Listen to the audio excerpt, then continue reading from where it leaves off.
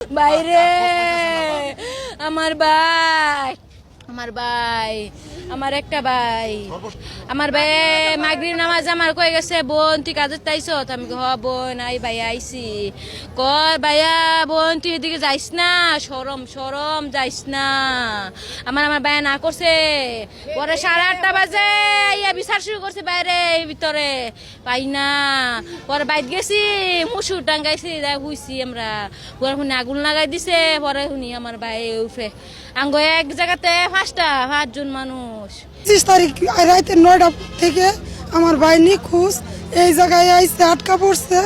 আমরা 2 দিন যাবত খোঁজাখুঁজি করতেছি পাইতাছি না।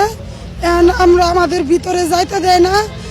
আমরা যদি একটা লাশও পাই লাশটা নিয়ে আমরা মাটি দিলেও শান্তি পাবো। এইটুকুই আপনাদের উপরে আমাদের দাবি।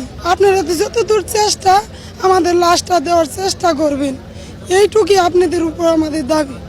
ওর একটা ছোট বাচ্চা অনেক কান্নাকাটি করতেছে বাপের জন্য, এটা তার বউ। আমরা জানাজাটা দিতে নিয়ে আমরা মনে তৃপ্তি দিতে পারি ভাই, এটি আপনাদের দাবি।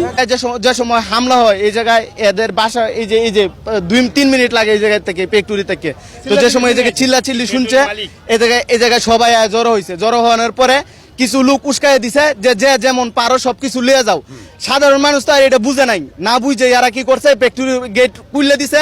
সবাই কি করছে যায়া সাধারণ মানুষ তো মনে করেন যে এমনি তো হুজুকে মাতাল সবাই যায় ঢুকে পড়ছে। একবার আল্লাহর কসম বিশ্বাস করেন ভাই, এরা কোনো রাজনীতির সাথে জড়িত না, এরা কোনো প্রকার রাজনীতির সাথে জড়িত না। এরা সরাসরি যায় ঢুকছে এভাবে চক্রান্ত করে ভিতরে নিয়ে ঢুকায়া বাহির দিয়ে তালা বাইরে দিয়ে নিচে দিয়ে টায়ারের মধ্যে আগুন লাগাইয়া দিছে।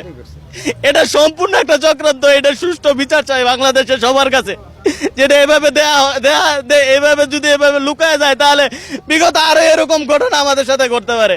তা বাংলাদেশ সরকার ডক্টর ইউনূস স্যারের কাছে বলতে চাই যে এটা অবশ্যই আমাদের একটু দেখবেন, কারণ এই জায়গায় কেউ বাবা নাই কেউ মা নাই। যেমন আমার মামা আজকে 2 দিন যাবত নিখোঁজ, এমন হইতে পারে অনেকের ভাই। এটা তো যারা গেছে তারাই বুঝবো, কিন্তু আমি জানি যে আমার মামা কোনো ভুল করে নাই, কোনো দলের সাথে যুক্ত না, কোনো লুটপাট ডাকাতি তার পেশা না। এমনিতে সাধারণ মানুষ হুজুকে এদের ভিতরে ঢুকে তারপরে আগুন লাগাই দিছে।